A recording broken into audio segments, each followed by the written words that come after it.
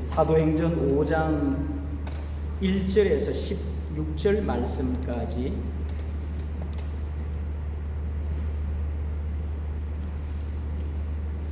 우리 같이 한번 읽겠습니다. 5장 1절에서 16절 말씀까지 같이 한번 읽겠습니다. 아나니아라 하는 사람이 그의 아내 삽비라와 더불어 소유를 팔아 그 값에서 얼마를 감추매 그 아내도 알더라.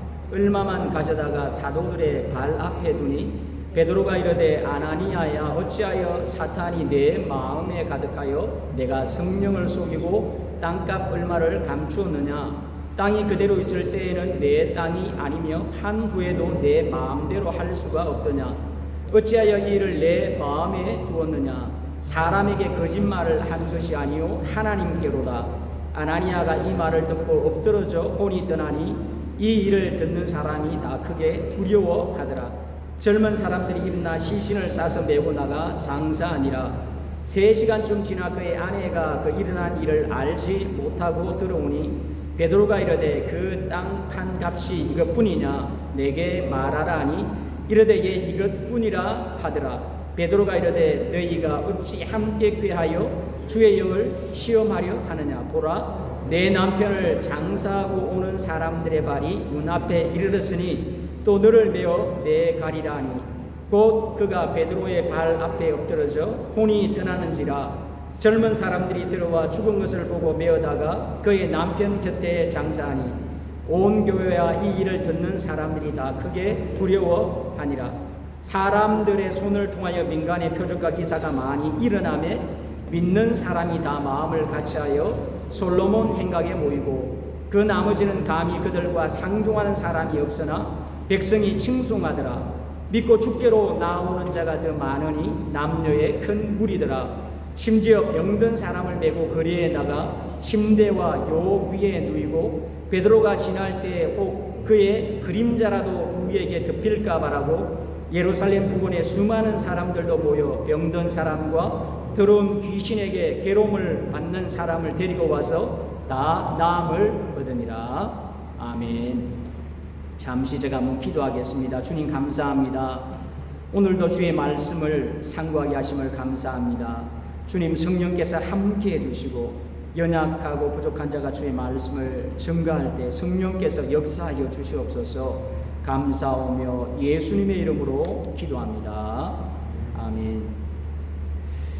네, 본문 1절 2절 말씀에 보니까 아나니아라고 하는 사람이 그의 아내 삽비라와 더불어서 소유를 팔아서 그 값의 얼마를 감추고 사도들의 발 앞에 두었습니다. 드리려고 했으면 다 드리면 되는데 다 드리지 못했습니다. 아까워서 그랬을까요? 그럴 수도 있겠지요. 더 깊은 내면 세계에 있는 것은 아마 이것을 드리고 나면 내가 어떻게 살 수 있을까? 내가 드린다고 했으니까 드리지 않을 수는 없고, 그래서 얼마를 감추고 사도들에게 내자 이렇게 아마 의논을 했던 것 같습니다. 그러면 교회 성도들에게도 칭찬을 받을 것이고 나의 명예도 올라가고 실리도 챙길 수 있을 것이다. 그 아나니아와 삽비라는 본인들의 그 어떤 안전에 대한 염려 때문에 아나니아와 삽비라는 하나님의 말씀에 실패하게 됩니다. 3절에 보니까 베드로가 이르되 어떻게 말씀하고 있습니까? 3절 말씀 보니까 아나니아야 어찌하여 사단이 내 마음에 가득하여 내가 성령을 속이고 땅값 얼마를 감추었느냐. 땅이 그대로 있을 때에는 내 땅이 아니면 판 후에도 내 마음대로 할 수가 없더냐.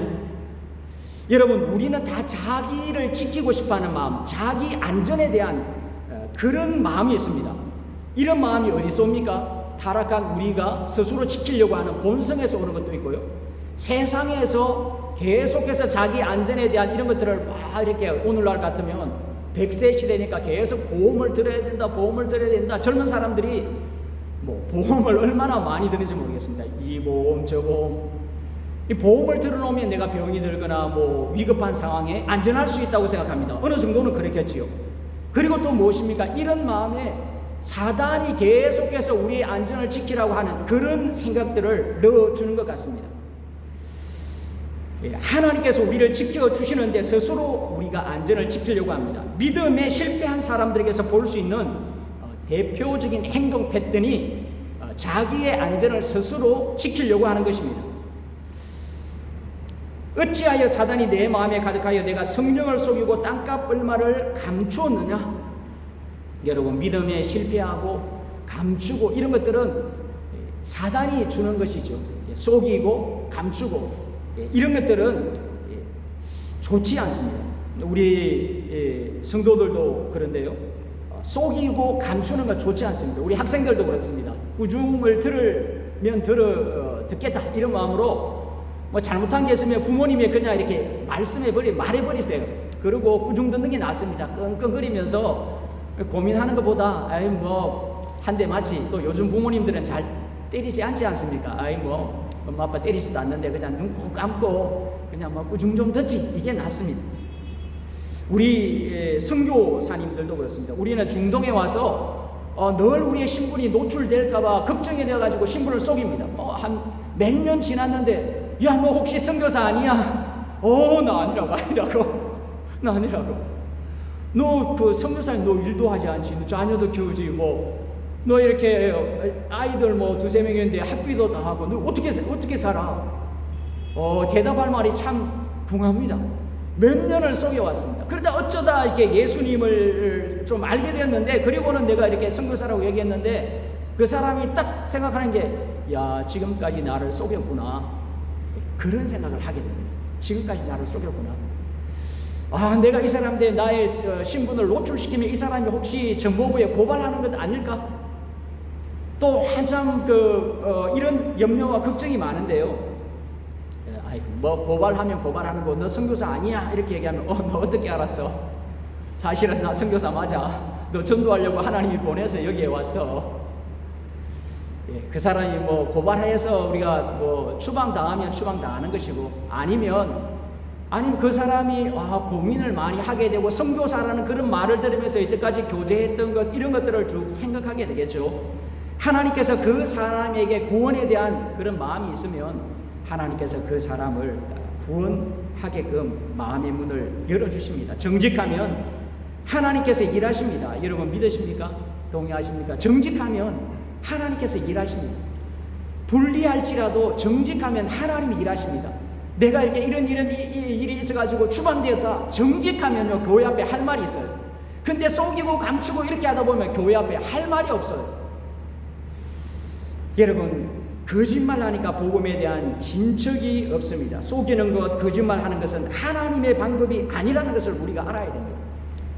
이것은 사회적인 일이나 개인의 일도 마찬가지입니다. 베드로는 거짓말을 한 아나니아에게 사단이 가득하다. 내가 성령을 속이고 땅값 얼마를 감추었다. 땅이 그대로 있을 때도 내 땅이 아니면 땅을 판 후에도 내 마음대로 할 수 없더냐.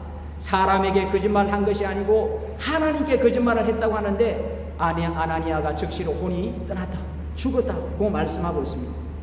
여러분, 이 말씀을 보면 거짓말 좀 한 것이 뭐가 그렇게 큰 문제가 됩니까? 재산을 다 팔아들이지 않고 좀 남겨둘 수 있지 않습니까? 우리 헌금할 때 좀 남겨둘 수 있지 않습니까? 이게 뭐 그렇게 큰 문제가 됩니까?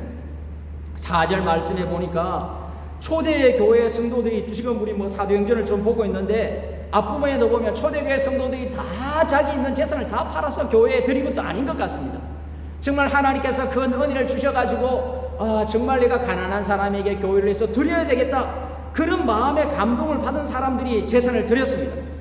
자기 재산이 있지만 팔지 않은 성도들도 있었지요. 초대교회 마가의 다락방에서 모였는데 마가의 어머니도 자기 집을 팔지 않았습니다. 대신에 교회로 이렇게 내어놓고 교회가 사용하기도 했지만요, 재산을 팔지 않아도 되었는데 재산을 팔고 좀 감추어 두은 것 때문에 더 큰 문제가 되고 있습니다.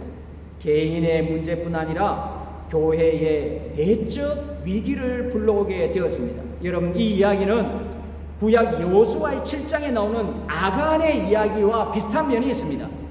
이스라엘 백성들이 여리고성을 정복하고는 아이성 점령에 나섰습니다.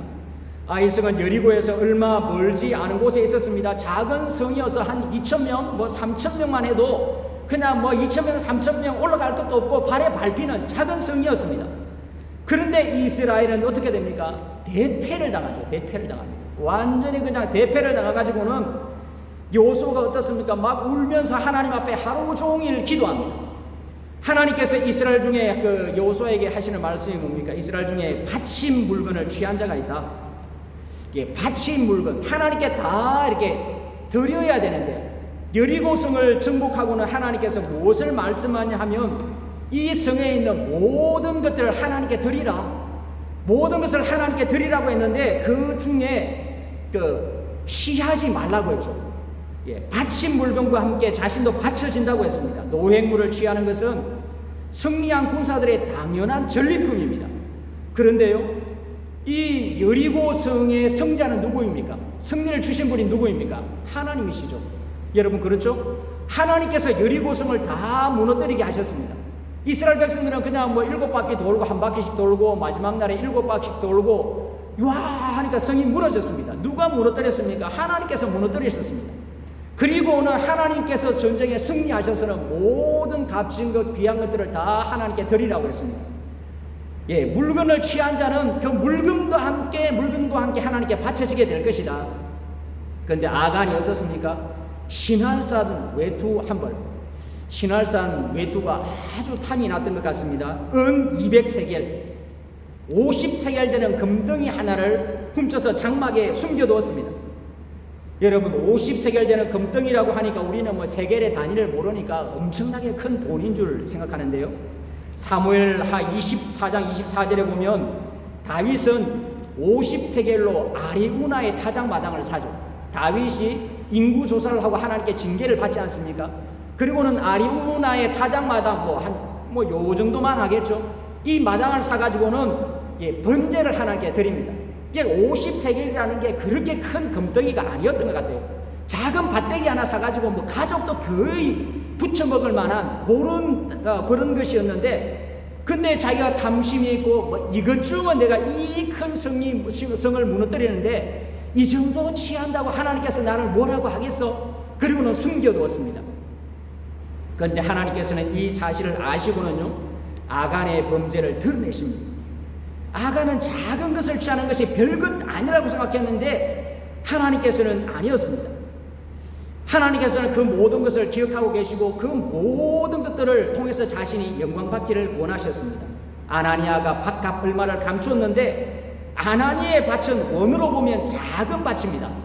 그런데 이 앞에 보면요, 아나니아가 아니고 삽비라가 드린 밭은 작은 밭이었고 아나니아가 이 앞에 하나님께 밭을 드리죠. 36절 말씀부터 보면 구브로에게 난 레위족 요셉이라는 사람이 있는데 일컬어서 바나바, 그가 밭이 있음에 팔아 그 값을 가지고 사도들의 발 앞에 두었다고 합니다. 이 바나바가 드린 것은 좀 큰 밭이었고 원어적으로 보면 아나니아가 드린 것, 아나니아 계속 헷갈리네요. 삽비라가 드린 아나니아와 삽비라가 드린 것은 작은 밭이었습니다. 하나님께서 뭐 이 정도 내가 숨겨두고 하는 것이 뭔 죄가 될까? 그런데 하나님께서 그를 데려가시는 것을 보게 됩니다. 여러분 이상하지 않습니까? 이 정도는 충분히 그냥 하나님께서 넘어가실 것 같은데 하나님께서 아간도 그렇고 하나님께서 아나니아의 이 사건도 하나님께서 다 이렇게 내가 그냥 마음에 부인하고 좀 이야기하고 했었는데 그게 하나님께서 다 이렇게 사람까지 다 데리고 가시는 이런 모습을 보게 됩니다. 여러분 우리는요 사람이나 하나님 앞에서 무엇을 하겠다고 이야기한 것은 하나님께서 받으시고 하나님께 그대로 행해야 됩니다. 뭐 이 정도는 내가 뭘 하겠다고 하고는 하지 않을 때가 있는데 이 정도는 인사치리야, 이 정도는 하나님께서 뭐 눈 감아 주실 거야, 이게 무슨 큰 죄라고 하나님께서 나를 징계하겠어라고 생각할 수 있습니다. 그런데 하나님께서는 우리의 마음에 결단한 것, 우리가 뭘 하겠다고 한 것, 그런 것을 기억하십니다. 그리고는 그것을 받기를 원하십니다.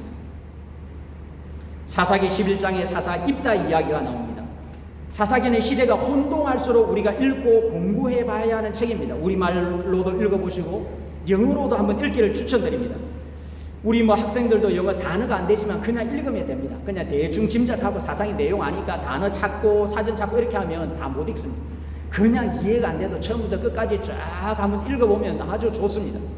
사사기 이야기 가운데 특별히 기도원의 이야기, 입다의 이야기, 삼손의 이야기, 여러분 삼손이 그 드릴라를 사랑했던 이런 이야기 읽으면요, 이 삼손과 드릴라의 이야기는 우리를 사랑했던 불같은 하나님의 사랑의 이야기입니다.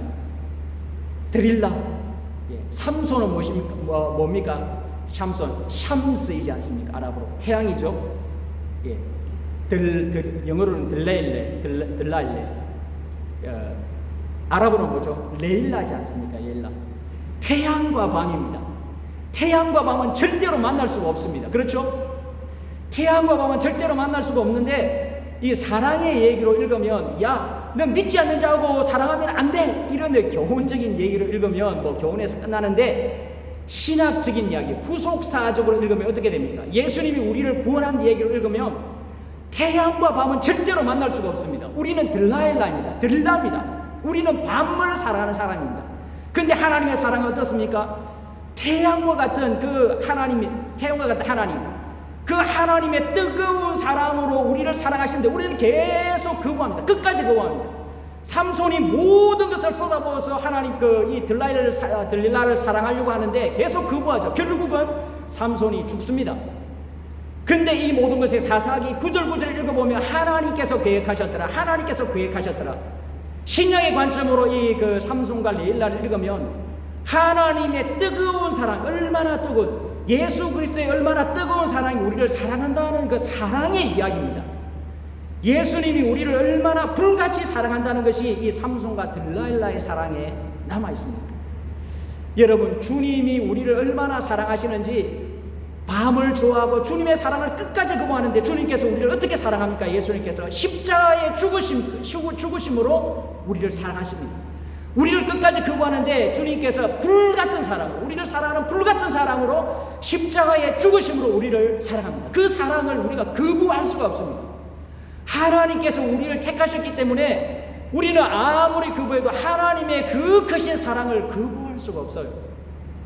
이 뜨거운 사랑의 이야기가 삼손과 드릴라의 이야기입니다. 여러분 좀 감동이 오십니까? 사사기를 구원사적으로, 구속사적으로 읽어갈 때 전혀 다른 얘기가 될 수 있습니다. 정말 하나님의 사랑을, 예수님의 사랑을 구약의 관점으로 볼 수 있는 백미 중에 백미가 삼손과 들라일라의 사랑입니다. 사사기 11장에 입다의 이야기가 나옵니다. 입다의 어머니는 기생이었고 아버지는 다른 아들로부터 쫓겨나서 돕 땅에 살고 있었습니다. 돕 땅은 아마 지금 요르단의 살트 지역인 것 같아요.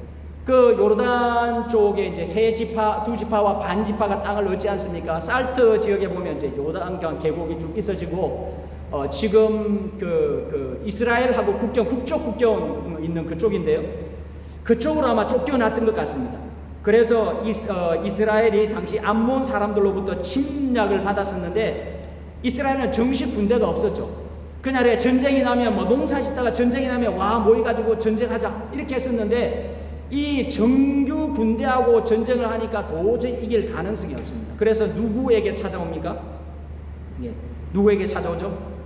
입다에게 찾아오죠. 입다가 내가 이렇게 전쟁에서 승리하면 너희들이 나를 갖다가 지도자로 삼겠냐? 좋다. 그리고는 입다가 하나님에 대한 믿음으로 나가면 됐었는데 아마 입다도 이방 땅에 오래 살다 보니까 인신 제사 드리고 서원하고 이런 것들이 마음속에 많이 있었던 것 같아요. 그리고는 하나님 앞에 서원하죠. 하나님, 내가 전쟁에서 승리하고 돌아올 때 나를 가장 먼저 맞이하는 그 자를 내가 하나님 앞에 산제사로 드리겠습니다. 이렇게 얘기합니다. 여러분, 하나님은 인신제사를 받으시는 분이 아니십니다. 여러분, 하나님은 인신제사를 받으시는 분이 아닙니다. 고대 근동지역에 흔하게 인신제사가 있었습니다. 그런데 하나님은 이삭을 드리는데 이삭을 받지 않으십니다. 인신제사를 하나님은 받으시는 분이 아닌데 오직 예수 그리스도, 자신의 아들 예수 그리스도의 완벽한 제사만 받았죠. 이신 제사를 받으시는 분이 아닌데 이방에 살다 보니까 이방 문화들이 많이 자기 속에 있으니까 내가 이렇게 성리하고 들어올 때 나를 가장 먼저 맞이하는 그 자를 내가 하나님께 번제로 드리겠습니다. 누가 가장 먼저 맞이합니까? 무남 동료 외동딸이 소고를 치면서 탬버린을 막 치면서 친구들하고 나와서 맞이합니다. 그리고는 막 입다가 옷을 찢으면서 얼마나 슬퍼합니까? 너는 나를 슬프게 하는 자로다. 그리고는 입다가 어떻게 합니까? 막 고민하고 있는데 입다의 딸이 나와가지고 아버지께서 입을 말씀하셨으니까, 하나님 앞에서 말씀하셨으니까 돌이킬 수가 없습니다. 저도 하나님 앞에 내가 3달만 내가 처녀대모로 인하여 죽은 것이 애통해서 내가 친구들하고 3달만 울고 내가 번제로 드려지겠습니다. 신학적인 논쟁이 많습니다. 우리 단순히 받아들이면 입다의 딸이 어떻게 되었다고요? 아버지가 서원했는데 자기가 그에게 서원을 드립니다. 하나님 앞에서 한번 하겠다고 한 것을 그대로 하지요. 여러분, 우리는 오늘 신학에서 하나님의 뜻이 뭡니까? 내게 유리하면 하나님의 뜻이고 불리하면 하나님의 뜻이 아니고, 주여 이건 아무래도 하나님의 뜻이 아닌 것 같습니다. 그런데 신앙은 무엇입니까? 내가 내게 해가 될지라도 내가 하겠다고 한 그것을 하는 것이 신앙입니다. 정말 부담이 있죠. 여러분, 입다의 딸이나 이것이 얼마나 큰 부담입니까? 내가 죽는 문제인데요. 그래서 하나님 앞에서 하겠다고 하는 것들, 이 말씀을 보면 구약시대나 이게 경종을 울립니다. 하겠다고 하는, 우리는 참 많이 이렇게 저렇게 하는데, 하나님 앞에서 내가 입을 열었다, 하나님 앞에서 내가 이것을 하겠습니다 라고 했을 때 그것은 이미 하나님께서 받으신 겁니다. 우리가 그대로 하는 건 뭐 우리가 완전하게 다 하지는 못합니다. 그러나 그 말을 지키는 것이 신앙이라는 것을 보여주고 있습니다. 여러분, 이게 얼마나 힘든 일인지 유대인들은 굉장히 고민을 많이 한 것 같아요.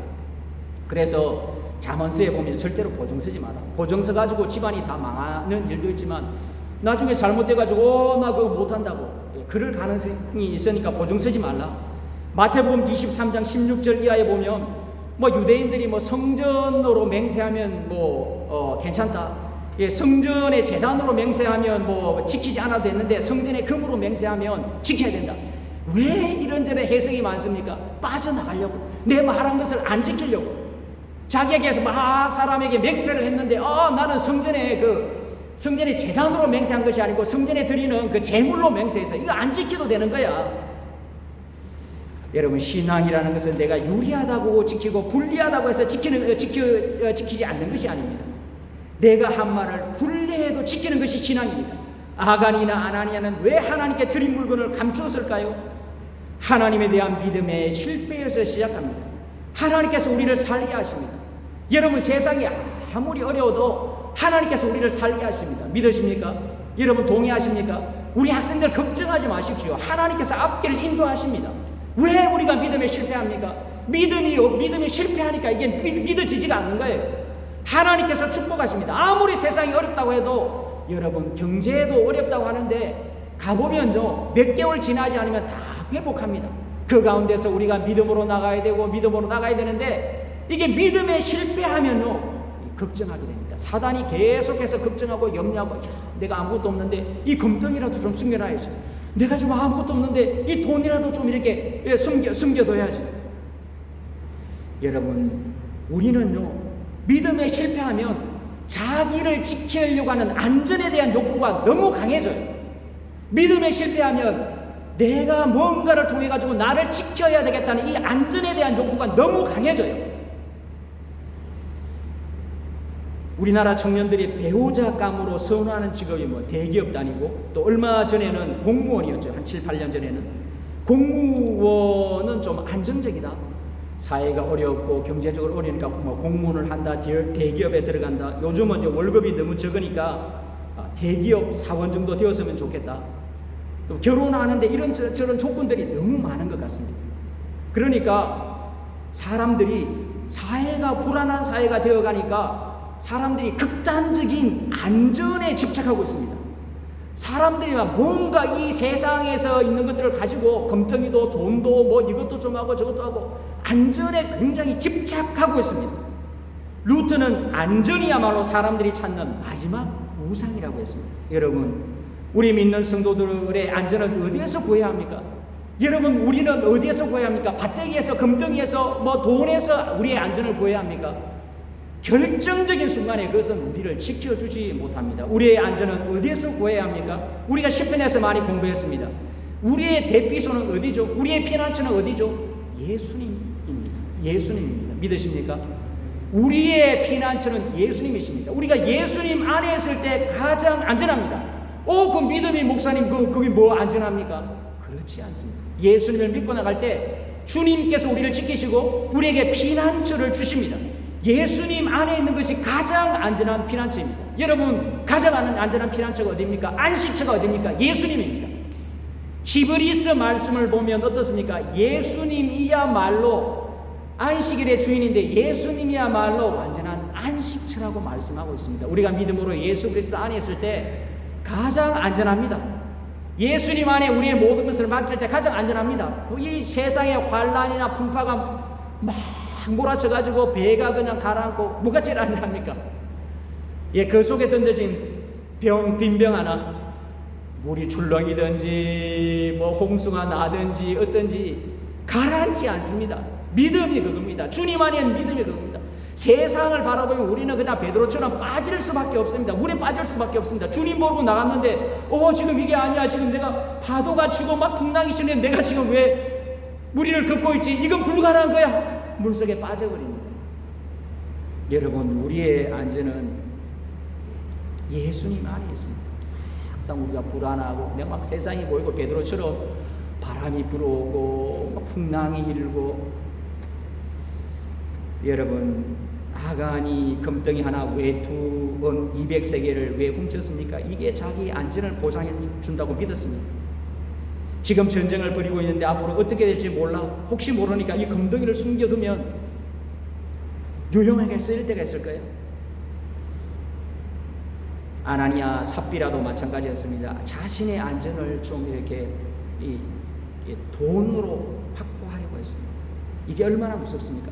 다른 성도들은 다 믿음으로 막 나가는데 안전을 세상 끝에 두고 있으니까 이 교회 공동체 악영향에 사람들이 다 알고는 얼마나 큰 위해를 끼치게 되겠습니까? 아나니아가 믿음으로 살았다면 죽었을까요? 하나님께서 아나니아의 믿음을 축복하셨을 것입니다. 여러분, 아간이 보지 못했던 게 뭡니까? 아간이 보았던 그 금덩이 신할상 외투 이것만 봤습니다. 아간이 보지 못했던 게 무엇입니까? 하나님의 약속의 땅, 이 어마어마한 하나님의 약속의 땅을 보지 못한 것이죠. 여러분, 우리가 믿음이 없을 때 무엇을 바라봐야 합니까? 주님을 바라봐야 합니다. 약속을 바라봐야 합니다. 사랑하는 여러분, 돈이나 재산이라는 것은 우리가 이웃을 섬기는 데 사용해야 합니다. 우리의 안전을 책임져 주지 못합니다. 네가 돈이 이 정도 있으면 내가 안전할 것 같다, 그렇지 않습니다. 요만큼 있으면 더 불안하고 이만큼 있으면 더 불안해집니다. 본문에서 생각할 수 있는 다른 한 가지는 이 아나니아 삽비라를 보면서 부부는 좀 달라야지 좀 잘 살 수 있겠구나. 여러분, 아나니아가 우리가 좀 이렇게 밭을 팔아가지고 다른 사람도 막 밭을 팔아가지고 하는데 아마 아나니아 삽비라도 교회 안에서 상당한 위치가 있었던 것 같아요.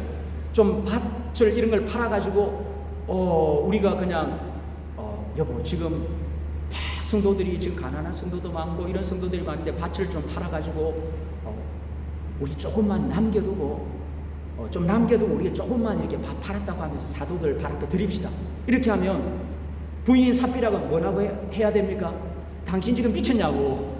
하나님이 다 보고 계신데 당신 미쳤냐고. 좀 반대할 수 있어야 되죠. 근데 우리는 부부 생활하면 어떻습니까? 왜 당신은 나와 똑같이 하냐고. 왜 당신은 나와 생각이 다르냐고. 부인들은 부인들의 생각이 있고 남편들은 남편의 생각이 있습니다. 남편은 왜 부인 보고 당신은 나같지 않냐고. 부인은 왜 당신은 나같지 않냐고. 서로가 자기 같기를 원합니다. 그렇지 않죠. 하나님께서 다르게 하셨습니다. 남편의 장점이 있고 아내의 장점이 있고 남편의 약점이 있고 아내의 약점이 있고 하나 되어서 살아가요. 여러분, 결혼의 목적이 무엇입니까? 여러분, 결혼의 목적이 무엇입니까? 우리 학생들 결혼의 목적이 무엇입니까? 사랑입니까? 결혼의 목적 사랑 좋죠. 여러분, 우리 미혼에게는 가장 뜨거운 사랑이 무엇입니까? 첫사랑이죠. 첫사랑의 추억 얼마나 좋습니까? 아주 멋있죠. 그런데 나중에 첫사랑이 이루어져가지고 결혼해 보시면요, 똑같습니다. 이루어지지 못한 사랑 때문에 괜히 이렇게 얘기하는데 물론 좋은 추억으로 남죠. 여러분, 우리 결혼한 사람들에게 가장 뜨거운 사랑은 무엇입니까? 불륜이죠. 불륜. 여러분, 불륜이 사랑이 될 수 없다는 그 주제를 그린 게 톨스토이의 안나 까레니나. 정부 고관의 부인이자 미모의 안나 까레니나는 그 이제 오빠가 그 모스크바에 살고 있는데 오빠 부부가 문제가 있어가지고 좀 풀어주려고 이제 가족 기차를 딱 기차에서 딱 내리는데 누구를 만납니까? 젊은 멋있는 장교 딱 제복을 입고 브론스키를 쫙 만납니다. 여러분, 군인들 제복 쫙 입으면 얼마나 멋있습니까? 군대에서는 이제 그 경찰서 앞에 사니까 군인들 제복만 딱 입고, 특별히 여자 레바논에 여자 군인들이 많지 않습니까? 여자 군인들이 딱 이렇게 그 이제 군복을 딱 입고 모자 딱 쓰고 가면 되게 멋있게 보이더라고요. 그런 젊은 장교를 딱 보고는 이게 첫눈에 완전히 그냥 반해버립니다. 브론스키 백작도 마찬가지였습니다. 두 사람의 관계는 막 급속도로 가까워지죠. 근데 그 안나의 남편은 이렇게 관계 두 사람이 불륜이 있음을 알고도 체면 때문에 덮어주죠. 그리고는 나중에 어떻게 됐냐면 그 불륜에 빠진 두 사람이, 특별히 안나가 이 브론스키 백작의 사랑만 갈구합니다. 계속해서 브론스키 백작이 막 다른 여자를 만날까봐 자기에 대해서 관심을 기울이지 않으면 거기에 대해서 굉장히 불안합니다. 그리고는 이제 열차에 몸을 던지기까지 합니다. 불륜이 사랑이 될 수가 없는 여기가 있습니다. 불륜을 하게 되면 서로만 쳐다봅니다. 서로만. 여러분, 우리가 결혼하고 서로의 사랑만 이루기 위해서 하면 실패하기 쉽습니다.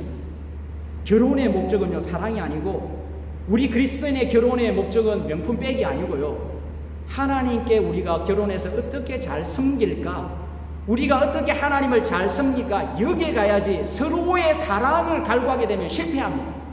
요즘 우리 젊은 청년들이 왜 결혼 안 하려고 합니까? 그 청년들, 제 제자들 중에도 좋은 직장 가지고 있는 남자 청년들이 결혼을 안 하려고 해요. 자매들이 요구하는 게 너무 많다는 거예요. 자매들 얘기해보면, 목사님, 교회 안에서 형제들 결혼할 만한 형제가 없다는 거예요.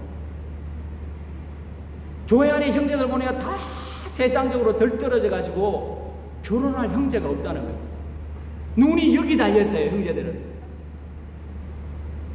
형제들은 자매들대로, 형제들이 형제들대로 그렇게 얘기하니까, 그리고 또 이게 교회 안에서는 이 자매들이 이 형제들의 그 사회적인 조건도 다 보고 거기에다가 믿음 좋은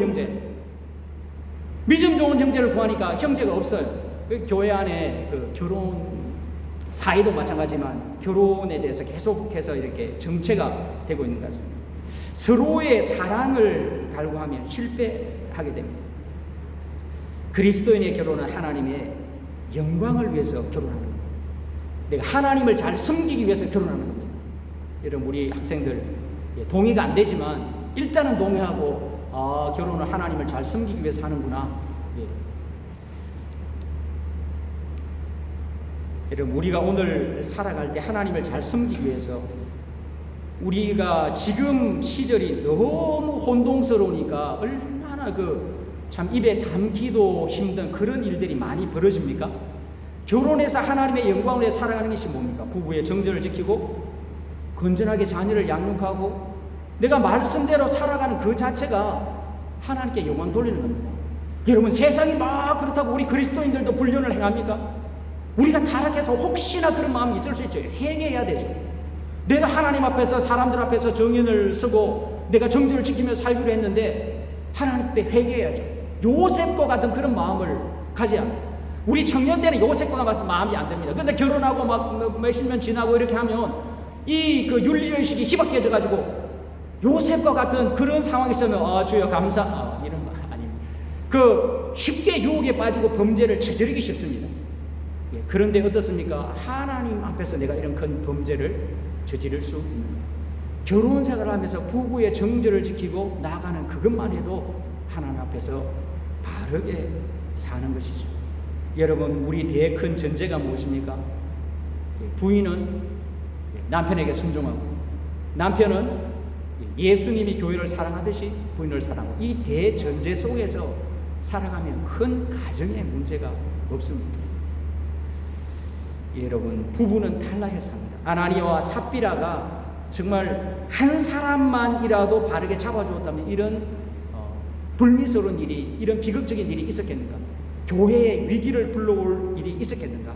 라는 생각을 하게 됩니다. 우리가 다툴 수 있습니다. 그러나 다툼을 통해서 서로 잘 되어 나가는 것이죠. 끝으로 12절에서 16절까지 간단하게 지나가면요, 보면 이제 우리 같이 한번 읽어볼까요? 12절에서 16절까지. 사도들의 손을 통하여 민간의 표적과 기사가 많이 일어나매 믿는 사람이 다 마음을 같이하여 솔로몬 행각에 모이고, 그 나머지는 감히 그들과 상종하는 사람이 없으나 백성이 칭송하더라. 믿고 주께로 나오는 자가 더 많으니 남녀의 큰 무리더라. 심지어 병든 사람을 메고 거리에 나가 침대와 요 위에 누이고, 베드로가 지날 때 그의 그림자라도 누구에게 덮일까 바라고, 예루살렘 부근에 수많은 사람들도 모여 병든 사람과 더러운 귀신에게 괴로움을 받는 사람을 데리고 와서 다 나음을 얻으니라.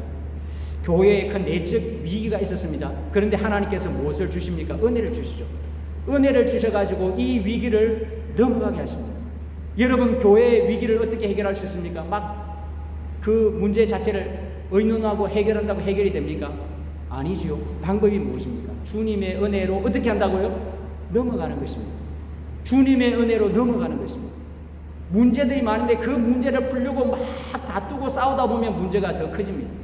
이럴 때는 주님 앞에서 기도하면서 주님이 부어주시는 은혜를 받고 넘어가는 것입니다. 여러분, 우리 개인의 삶도 어떻습니까? 그 문제를 막 붙들고 풀려고 하면 잘 풀어지지 않습니다. 어떻게 합니까? 주님의 은혜를 받고 그 문제를 넘어가면 됩니다. 여러분, 동의하십니까? 내게 문제가 있습니다. 그 문제를 풀려고 하면 잘 풀어지지 않고요. 대부분의 문제는 시간이 가야지 풀어지는 문제가 많습니다. 주님께서 우리에게 주시는 지혜가 뭐냐면 내적인 위기를 하나님의 은혜로 극복한 그런 말씀을 주고 있습니다. 사도들의 그 어떤 기적, 역사 이런 것들이 하니까 교회에 헌금을 드리다가 지금 큰 사고가, 큰 일이 났는데 어떻게 됩니까? 하나님께서 은혜로 넘어가게 하십니다. 교회의 위기나 우리 개인의 위기도 마찬가지입니다. 여러분, 내게 문제 있는 것, 그거 풀려고 문제에 붙들고 있으면요, 더 우울해지고 더 힘들어집니다. 우리가 어떻게 해야 합니까? 주님의 은혜로 넘어갈 수 있어야 합니다. 주님께서 나에게 은혜를 주고 기도하고 찬양하고 예배하고 말씀에 은혜 받고 그 문제를 넘어갈 수 있어야 합니다. 진로에 대해서 지금 고민한다고 해결되지 않습니다. 어떻게 해야 됩니까? 내가 주님께 기도하고 찬양하고, 저는 요즘 그 찬양을 이렇게 많이 그 찬송가를 틀어놓고 있는데 찬송가가 참 은혜스럽고 너무 개인적으로는 좋습니다. 찬송가를 많이 들으면 참 은혜가 되고, 그래서 어떤 문제들을 그냥 이렇게 넘어갈 수 있습니다. 여러분, 우리가 개인적인 문제가 있지만 어떻게 합니까? 주님의 은혜로 넘어가야 합니다. 관계의 문제 맞대고 풀려고 하면 더 힘들어집니다. 여러분, 우리 흔히 선교사들께 문제가 좀 있는데 그냥 넘어가면 됩니다. 근데 풀려고 막 얘기하다 보면 이게 더 이렇게 문제가 복잡하게 됩니다. 진로나 이런저런 문제나 주님의 은혜로 넘어갈 수 있는 그런 저와 여러분의 신앙이 될 수 있기를 바랍니다. 여러분, 오늘 말씀을 정리하겠습니다. 우리가 문제를 어떻게 해야 합니까? 주님의 은혜로 넘어가야 됩니다. 부부는 좀 달라야 된다. 결혼은 어떻게 해야 된다고요? 주님의 영광을 위해서. 내가 저 사람하고 결혼하면 내가 하나님께 영광 돌리고 믿음 생활 잘 할 수 있을 것인지. 또 우리가 주님 앞에서 뭐 해야 된다고요? 말한 것은 내가 주님 함부로 서원은 절대 하지 말라. 서원하지 마시고 내가 무엇을 하겠습니다라고 하면 내가 주님 앞에서 그대로 행하는 그런 믿음을 가지는 저와 여러분 될 수 있기를 주의 이름으로 축복합니다. 기도하겠습니다. 하나님 감사합니다. 주님, 우리가 믿음에 더 경성하여서 하나님 우리의 말한 것들을 지켜나가며 신실하게 실천해 나가는 그런 우리의 삶이 되게 해주시고, 아나니아와 삽비라, 아간처럼 우리의 안전을 우리가 지키는 것이 아니라 주님이 지켜주신다는 믿음을 가지고 살게 해주시고, 가장 안전한 피난처, 대피처이신 예수님께 우리를 의탁하며 피할 수 있도록 도와주시옵기를 원합니다. 하나님, 우리 학생들, 우리 성도들 축복해 주시고, 우리의 문제가 있을 때 하나님 아버지 주님의 은혜로 정말 뛰어넘는 믿음으로 나아가는 그런 믿음의 성도들 다 될 수 있도록 주님 은혜 베풀어 주시옵소서. 감사하며 예수님의 이름으로 기도합니다. 아멘.